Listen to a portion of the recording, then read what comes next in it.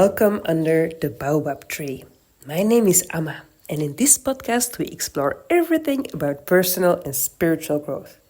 See it as a moment where you and I are really sitting under that baobab tree with each other, with a cup of tea. I'm so grateful you are here. You can find more about me and how you can work with me on my website, amaboakye.com, AMABOAKYE.com, but I will put the link in the show notes, so you can click there, you will find it there. And today's episode is about ways of having a conversation. It took me a long time to understand that because everyone is different, they see the world differently, but they also communicate in a different way. Because you express yourself the way you think, or you express what's going on within you, right? Of course, your upbringing is very essential. The people who raised you, or the culture or cultures you grew up in, determine often how you communicate, aside your own personal way of communicating, of having a conversation. And until recently, when I had conversations with people, I always started from my own point of view and my own way of communicating. I think that's pretty normal for us to do. It asks a great deal of empathy and commitment to understand another person's way of communicating during a conversation. But it changes a lot once you are aware of it. Once you understand conversation dynamics that are going on, you can more easily understand what's going on or communicate even on a meta level with each other. And once you understand this, it can also help you in knowing what your needs are with people in relationships, in communications. So you can learn more about yourself and therefore make decisions around it, For example, when I have a conversation with someone, I like to ask questions because I'm genuinely interested in how someone is doing or in the thing the person is telling me. And when you ask someone questions, there is a possibility to have deeper conversations instead of staying on the surface. That's what I like. But not everyone likes this. For me, my favorite conversations are where the other person also likes to ask questions and we can almost explore together and philosophize or even build on the conversation by adding to existing ideas. One time, I told a friend that she almost never asks a question back and that I miss that sometimes. She said that sometimes she doesn't want to ask how someone else is doing because she is afraid to hear bad news and she doesn't know how to deal with it or how to react to it. Wow, that was such an interesting insight for me, as I had never thought about it in that way. But when you ask each other questions, you can have a dialogue, you can go deeper. So for me, it was a very good realization that it was something I needed, I wanted in a conversation.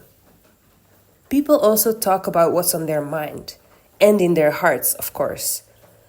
So the topics people like to talk about also already tells a lot about them. Also, do they talk about things of the past? Or do they often talk about the future, or both? It will show you where their mind often goes to.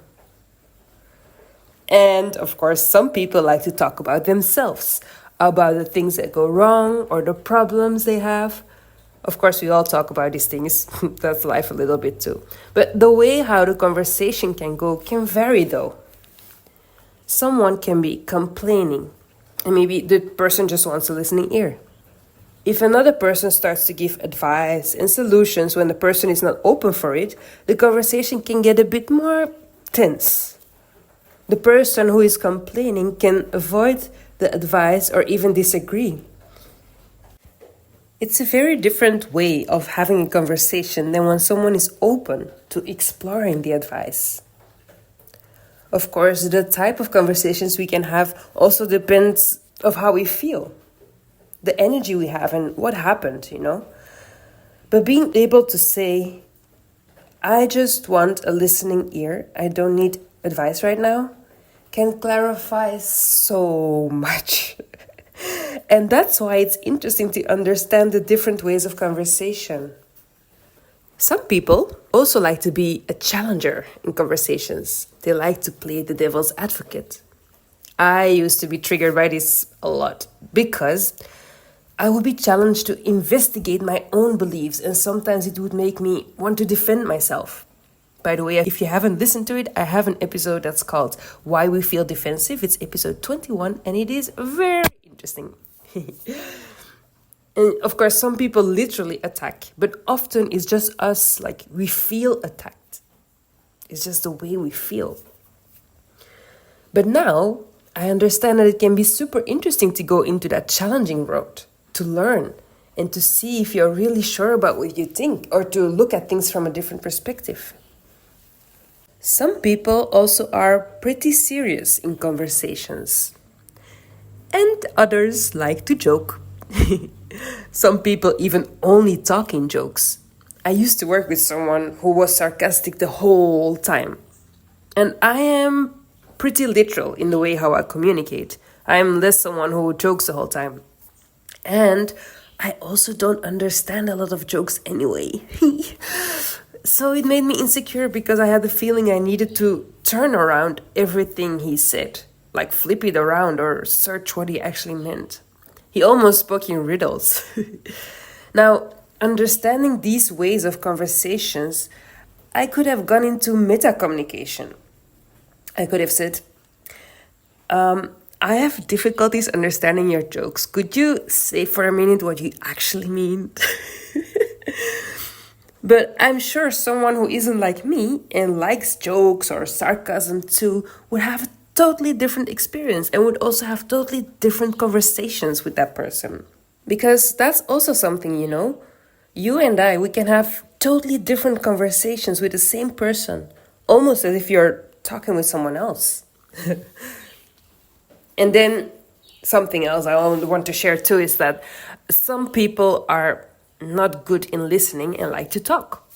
With these people, there isn't a lot of room for you to share your thing. If you prefer listening over talking, that's great. If not, it may be something interesting to mention to the person. Some people are not even aware that they are talking so much or taking so much space. Some people are also more silent. Some people like observing more or will only talk when they feel safe or when they feel they will be really listened to. Introverts, for example, may seem super silent in groups, but you may be surprised how much they like to talk when they're just with one person. Often it has to do with the fact that one-on-one conversations can go deeper and group conversations often stay on the surface. Some people also like to go deep into one topic, meanwhile others like to roam shortly through different topics. So different, you know. And there are people who really, really want to understand one another. And these people sometimes will even summarize or reflect or test your understanding. Other people will not really listen and would interrupt or block people's arguments. Some people like to be in the attention and boost themselves. Meanwhile, others don't dare to share their opinion and even maybe pleasing another person. Some people will have a more positive outlook on life and others a more negative one, which will color your conversations too, you know? Some people will like to zoom in and go into the details, while others like to zoom out and look at things from a helicopter view or a higher perspective, in an abstract or meta way. And another one I didn't talk about is gossip. I shared that some people like to talk about themselves, but sometimes people like to talk about other people in a negative way, or even create stories that aren't true. It's up to you if you like to gossip or participate in gossip, but it's again another way of conversation and also another energy that's more destructive, as our words are energy and have power. You can always literally say you don't want to engage in gossip or in any other way of having conversations, the ones that I just shared. If it doesn't sit good with you, you can always share like, no, I don't want to have this conversation or participate in this. That's your right. So as you see, there are so many ways of having conversations. depending on the person who's in front of you and depending on who you are. And I probably also forgot a lot of ways of conversations. But I think everything I've said in this episode sounds familiar, right? In one way or another. And it's important to share the reason why I share this. The reason I share this is because when you are aware of it, you can see how it plays out in your own life. So where do you recognize yourself in from the things I've shared? What is important to you in communication with others? Where can you grow in? Which conversations do you enjoy? Which conversations are the ones you don't want to engage in? And once you are aware of it, you can decide what you want to do with that information, or you can take action upon it, or you can mention some things in conversations you're having with people today or tomorrow or next week. Thank you so much for listening. I'm so grateful for you being here, for you listening. If you found this episode interesting, share it far and wide with others, or with that one friend or that one family member, and maybe even with someone you feel you always have miscommunications. And you can also help me with giving Under the Baobab Tree beautiful stars on Spotify. You find it somewhere on top. Or you can also write a review on Apple Podcasts. It really helps me and other people to find this podcast, and that makes me so happy. Also, if you have a topic you would love to hear me speak about, let me know. You can always send me an email. My email address is info@amaboache.com. I will put my email address in the show notes. And if you're interested in learning more about me, or if you would like to work with me, I would say make sure you receive my letters and check out my website, amaboache.com. AMABOAKYE.com. But I will put it in the show notes too for you. Woohoo! Thank you so much for listening. Bye-bye.